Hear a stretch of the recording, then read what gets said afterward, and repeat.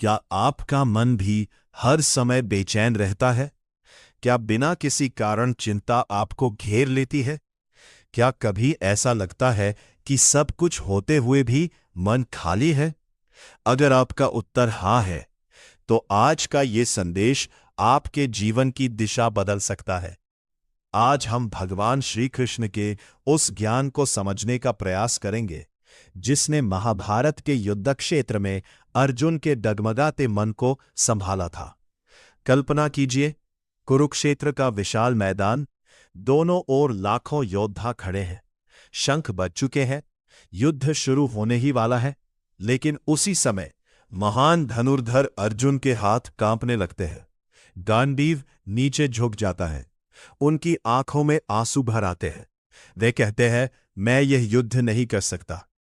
उन्हें अपने ही रिश्तेदार, गुरु और मित्र सामने दिखाई दे रहे थे। उनका मन भय, मोह और भ्रम से भर गया था।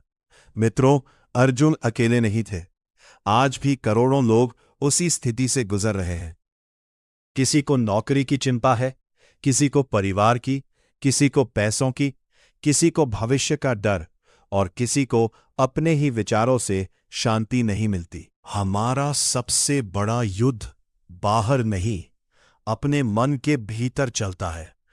ऐसे समय भगवान श्री कृष्ण अर्जुन से कहते हैं कि मन चंचल है, लेकिन अभ्यास और वैराग्य से उसे वश में किया जा सकता है। यह भाव भगवद गीता के अध्याय 6 में मिलता है।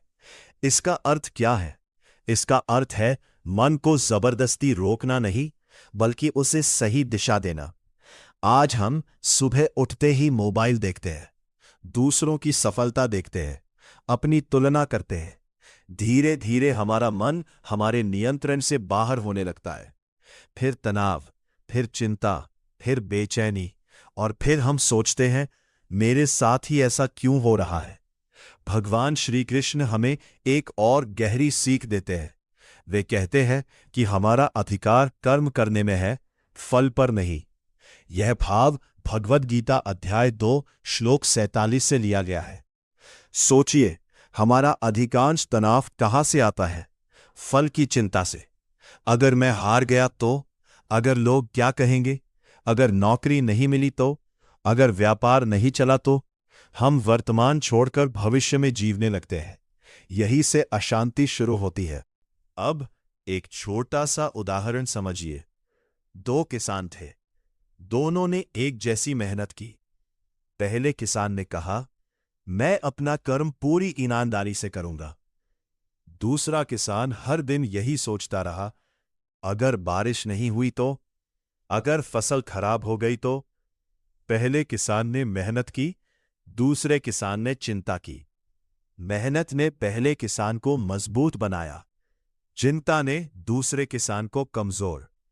यही अंतर भगवान श्री कृष्ण हमें समझाते हैं। जीवन में परिस्थिति हमेशा हमारे नियंत्रण में नहीं होती, लेकिन हमारा कर्म, हमारा दृष्टिकोण और हमारी प्रतिक्रिया हमारे हाथ में होती है।